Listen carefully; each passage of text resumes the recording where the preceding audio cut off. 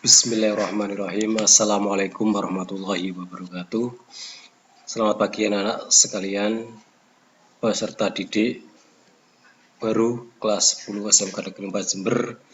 Berbahagia sekali kalian rasanya pada kesempatan kali ini, dan perlu saya sampaikan ucapan selamat kepada kalian yang sudah berhasil memasuki SMK Negeri 4 Jember dengan berbagai macam upaya dan bersaing dari sekian ratus anak sehingga kalian bisa masuk di SMK Negeri 4 Jember. Ini kalian merupakan anak-anak pilihan, anak-anak teruji sehingga bisa masuk di SMK Negeri 4 Jember. Namun demikian, tentunya kalian sudah berpikir, sudah matang dari awal kenapa harus masuk SMK. Kenapa harus di SMK Negeri 4 Jember? Nah, ini bedanya dengan SMA. Nanti kalian akan mengenal apa yang namanya praktek kerja lapangan. Di mana praktek kerja lapangan ini biasanya dilakukan di dunia usaha, dunia kerja, dan industri atau IDUKA.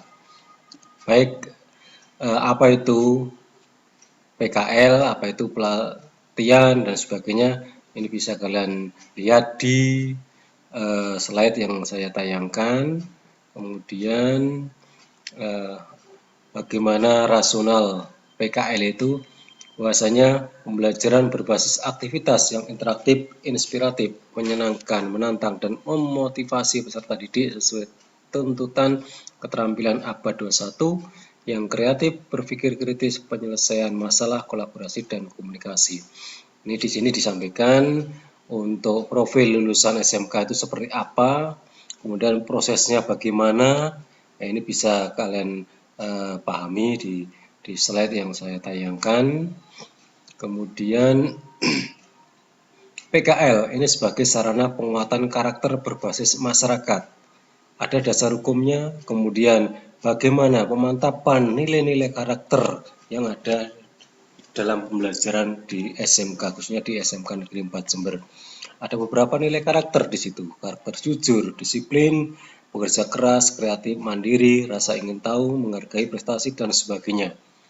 Ini semua akan merupakan penilaian karakter kalian.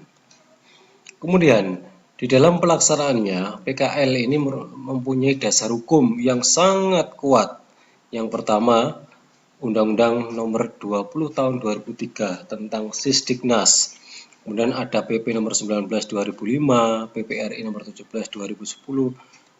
Banyak sekali dasar hukum yang menguatkan dilaksanakannya PKL, termasuk dari Permen Tenaga Kerja, ya ini tulisan dirjen dan sebagainya.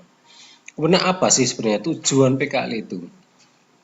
Yang pertama, memberikan pengalaman kerja langsung, real, untuk menanamkan iklim kerja positif. Kemudian yang kedua, memberikan penguatan pendidikan karakter berbasis masyarakat kepada peserta didik, seperti yang saya sampaikan di depan tadi. Kemudian menanamkan etos kerja yang tinggi bagi peserta didik untuk memasuki dunia kerja, memenuhi hal yang belum dipenuhi di sekolah agar mencapai kebutuhan standar kompetensi lulusan atau SKL. Kemudian yang kelima, aktualisasi PSG. Nah, ini. Kemudian manfaat PKL. Manfaat PKL itu baik dari lembaga SMK, dari Direktorat PSMK, dari DUDI, dan dari Dinas Pendidikan.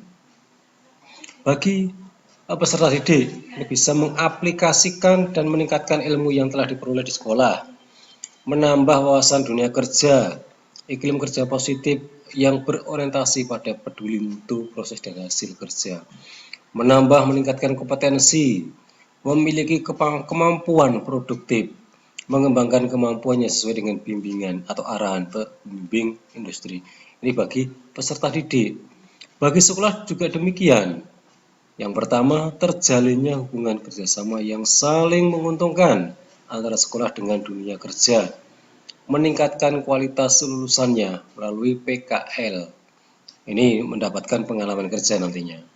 Kemudian mengembangkan program sekolah, memperkuat pendidikan karakter, meningkatkan kualitas lulusan. Bagi DUDI apa?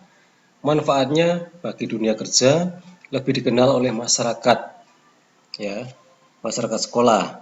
Yang kedua, adanya masukan yang positif dan konstruktif, jadi merupakan simbiosis mutualisme. Dudi atau dunia kerja dapat mengembangkan proses dan atau produk melalui optimalisasi peserta PKL. Kemudian mendapatkan calon tenaga kerja yang berkualitas sesuai dengan kebutuhannya karena sudah teruji. Meningkatkan citra positif Dudi sebagai bentuk implementasi dari Impres nomor 9 tahun 2016 seperti yang saya sampaikan di depan. Kemudian untuk fungsi PKL, yang pertama pemantapan kompetensi, yang kedua realisasi pendidikan sistem ganda atau PSG. Di mana untuk aktualisasi PSG, SMK ini bermitra dengan Dudi atau IDUKA, Industri Dunia Usaha Dunia Kerja. SMK yang melakukan MOU dengan Dudi dalam pelaksanaan pembelajaran. Ini saya contohkan SMK PIKA Semarang, SMK Negeri 1 Singosari Malang, banyak sekali. Termasuk kita SMK Negeri 4 Jember ini mengadakan MOU dengan berbagai macam Dudi yang ada di dalam kota maupun di luar kota. Adapun ruang lingkup PKL, yang pertama tahap awal itu pengamatan, kemudian tahap kedua meniru tindakan, tahap ketiga kerja dalam bantuan dan pengawasan. Tahap 4 bekerja mandiri, kemudian tahap 5 aktualisasi dan eksplorasi, dieksplor. Kemudian terjadinya ketidakselarasan antara sekolah dan dunia kerja ini dapat diminimalkan melalui PKL. Dari kegiatan PKL ini sehingga nanti bisa mengurangi ketidakselarasan antara sekolah dan dunia kerja sehingga nanti bisa selaras. Ini dari pertama sampai 9 ini bisa kalian pahami. Kemudian bagaimana sebenarnya pola penyelenggaraan PKL? Bisa pola harian, bisa pola mingguan, bisa pula pola bulanan. Namun yang sering kita gunakan dan paling mudah itu pola bulanan. Kalau harian nanti 1 hari masuk, 1 hari di sekolah. Ini juga repot, termasuk pola mingguan. Ini juga repot. Sehingga yang paling mudah itu pola bulanan. Contohnya ini tabelnya, kalian bisa melihat itu. Senin, Selasa, Rabu, sampai Sabtu. Kemudian ini pola mingguan, minggu pertama, minggu di dunia kerja, minggu kedua di sekolah, pergantian. Ya, kalau bulanan ini bisa sistem blok selama 6 bulan. Kemudian bagaimana alur pelaksanaan PKL?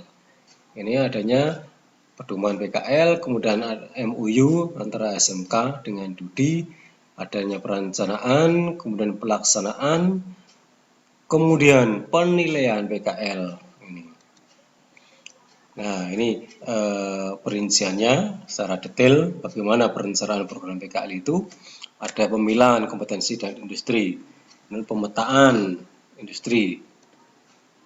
Nah, ini pemilahan KD dalam mapel kejuruan ini kan ada semua masing-masing kompetensi keahlian. Penetapan industri nanti yang bisa ditetapkan kira-kira Dudi mana, KD mana dan sebagainya. Nah, ini. Kemudian penyusunan program PKL. Ini dirancang bersama antara sekolah dan Dudi.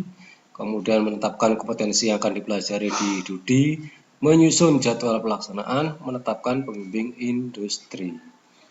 Nah, ini pemilahannya program PKL. Kemudian bagaimana pengaturannya? Seperti yang saya sampaikan di depan tadi, tergantung dari pola mana yang akan dipilih yang lebih gampang. Nah, ini. Kemudian pembekalan peserta PKL. Adapun materi pembekalan PKL bagi peserta didik antara lain meliputi karakteristik budaya kerja, kemudian tata aturan kerja di industri, penyusunan jurnal, pembuatan dokumen portofolio, penilaian PKL. Lantas bagaimana tugas pembimbing sekolah? Ada berbagai macam uraiannya. Yang pertama, merencanakan teknis pelaksanaan PKL bersama dengan wakil kepala sekolah Kalau di SMK 4 ya humas.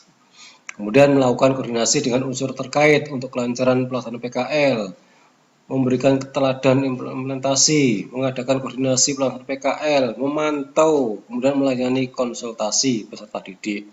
Ini ada beberapa uraian tugas pembimbing di sekolah. Di industri pun, di Iduka pun ada tugas pembimbing. Ini 1 sampai 7 bisa kalian baca. Kemudian pelaksanaan program PKL, ada jurnal PKL, ya ini selama melakukan kegiatan pembelajaran. Nah ini kemudian bagaimana pengisian jurnalnya, biasanya akan disampaikan pada saat pembekalan. Termasuk format-formatnya, ini dokumentasi portofolio apa saja yang akan dimasukkan di dalam laporannya nanti. Nah, ini saya lanjutkan petunjuk umum bagi peserta PKL. Tentunya peserta PKL memahami tata tertib atau aturan yang berlaku di tempat PKL. Menandatangani format tata tertib, mengisi jurnal PKL sesuai dengan format jurnal yang ditetapkan. Memahami identitas perusahaan, riwayat perusahaan, struktur organisasi. Kemudian peserta PKL juga harus mengenal karyawan atau staf maupun deskripsi tugas dan tanggung jawabnya pada perusahaan tempat PKL. Mengetahui jenis peralatan, bahan apa yang digunakan, prosesnya bagaimana, ini semua diperinci. Nah, termasuk ini pada saat melaksanakan PKL juga harus memperhatikan berbagai macam hal ini.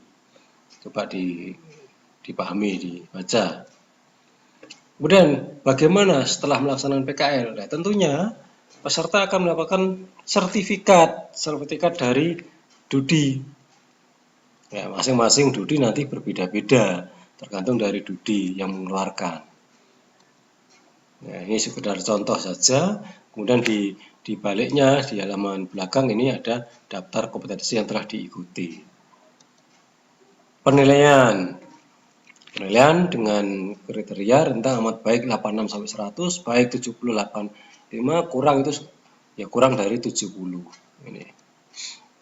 Nah, kemudian rapor penilaian PKL nanti akan dimasukkan dalam rapor kalian sekiranya pelaksanaan nanti kelas 11, semester 3 atau semester 4 ya nanti akan disampaikan dimasukkan di raport kalian.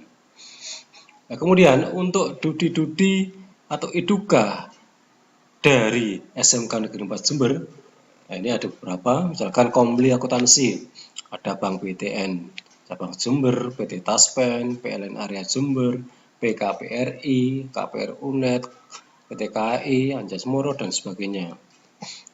Banyak ini yang belum saya tuliskan di sini, sebenarnya masih banyak. Kemudian untuk bisnis daring dan pemasaran, contohnya Matahari Depstore, Matahari Lipo, Permat, Gramedia, Togama, Senyum Media, Koperasi BI, masih banyak lagi. Komli, Multimedia, JTV, Jember, Bondowoso, Banyuwangi, Situbondo TV, Banyuwangi 1, Net TV, dan sebagainya. Termasuk percetakan-percetakan yang ada di dalam kota maupun di luar kota.